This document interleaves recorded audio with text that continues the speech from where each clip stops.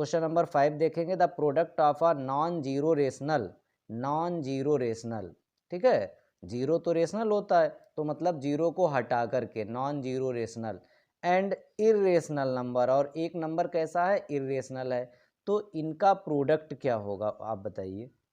Always irrational होगा, always rational होगा, rational या इरेशनल होगा, या फिर वन यहाँ लिखा गया है।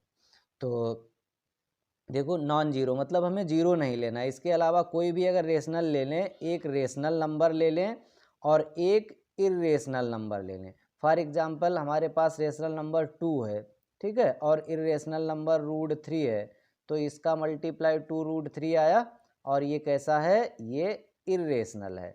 तो ये कॉन्सेप्ट देखिए आपको जो बता रहे हैं उसे आप ध्यान से समझिएगा। अगर दोनों रेशनल हैं, दोनों नंबर कैसे हैं, रेशनल हैं दोनों, तो इनका प्लस करें चाहे माइनस करें, चाहे मल्टीप्लाई करें चाहे डिवाइड करें, लेकिन आपको ध्यान रखना होगा भाई मल्टीप्लाई में कैसा होना चाहिए। अच्छा मल्टीप्लाई यहाँ तो कोई बात नहीं, नॉन जीरो भी होगा तो भी, तो ये हमेशा हमें रेशनल ही मिलेगा, ठीक है। लेकिन अगर एक रेशनल है और एक इरेशनल है, जैसा कि यहाँ पे क्वेश्चन में पूछा गया है, तो एक रेशनल और एक इरेशनल होता है, एक रेशनल और एक इरेशनल, तो ये ऑलवेज इरेशनल बनाते हैं, हमेशा क्या बनाएंगे, इरेशनल, चाहे उनका प्रोडक्ट हो, चाहे उनका सम हो, चाहे उनका डिफरेंस हो, चाहे उनका मल्टीप्लाई हो, लेकिन इतना ध्यान रखना होगा कि रेशनल में नॉन जीरो लेना है, ठीक है।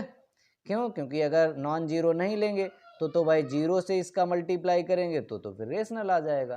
क्लियर है। तो अगर दोनों इरेशनल हो, दोनों इरेशनल हैं, तो भाई प्लस माइनस मल्टीप्लाई डिवाइड कुछ भी हो सकता है। कैसा कुछ भी, मतलब मे बी रेशनल हो सकता है या फिर इरेशनल हो सकता है। ओके, तो the list number that is divisible by all the numbers from 1 to 10 both inclusive, मतलब 1v और 10v, इनका हमें क्या फाइंड करना है, इनका फाइंड करना है लीस्ट नंबर। तो लीस्ट नंबर का मतलब भाई एलसीएम निकालना है, किसका, 1 से लेकर के 1 2 3 10 तक के नंबर्स का। तो एलसीएम निकालना थोड़ा सा तो ये कठिन काम है भाई, 1 से 10 तक। 1 का फैक्टराइजेशन कर लीजिए, यही रहेगा, ओके, 1 ही रहेगा।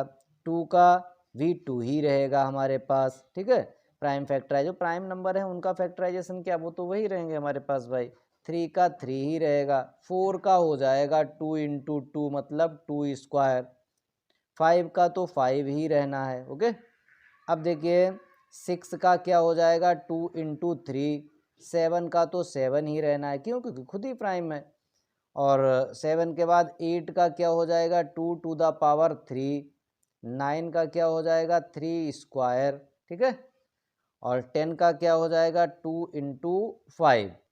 अब हम इनका फाइंड करते हैं क्या, एलसीएम। तो एलसीएम के लिए आपको बताया है कि जितने भी हमारे पास क्या हैं, प्राइम फैक्टर हैं, तो प्राइम फैक्टर हमारे पास यहाँ से देख लेंगे, सारे जितने भी प्राइम फैक्टर हैं उनकी सबसे ग्रेटेस्ट पावर लिखेंगे और उन सबका हम प्रोडक्ट कर देंगे। तो देखो भाई 2 एक प्राइम नंबर है हमारे पास, 2, तो 2 की ग्रेटेस्ट पावर आपको इसमें ढूंढना है कौन सा है, तो 2 की ग्रेटेस्ट पावर तो 3 आ चुकी है, ये वाली 3, तो यहाँ लिखेंगे 2 to the power 3। फिर 2 के अलावा दूसरा प्राइम फैक्टर हमारे पास है 3। 3 की ग्रेटेस्ट पावर ढूंढिए, 3 की ग्रेटेस्ट पावर ये रही 3 स्क्वायर, तो यहाँ लिखेंगे 3 स्क्वायर। अब 2 और 3 हो गया।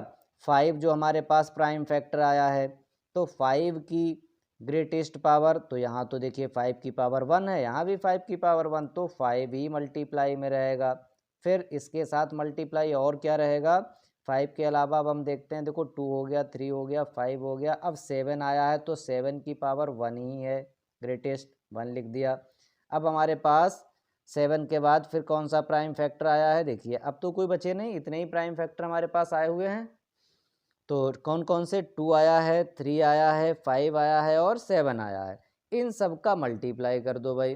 तो इन सब का हम जब मल्टीप्लाई करेंगे तो देखिए ये 2 to the power 3 कितना हो गया, 8 हो गया, और ये तो 9 हो गया, और ये 5 और 7। तो 8 का 5 से हम कर लेते हैं, 8 5 जा 40 हुआ, 9 और ये 7, तो 40, ये 9 4 जा 36 हुआ, 0 हुआ, और 7 तो मल्टीप्लाई कर देंगे, 0 और 42 का 2, 4 आया, 7 3 जा 21 और 4 25, मतलब 2520। तो D is the correct answer. Okay, तो जो भी लोग नए हैं वो चैनल को सब्सक्राइब कर लें और ज़्यादा से ज़्यादा वीडियो को शेयर करें, लाइक करें। Thank you.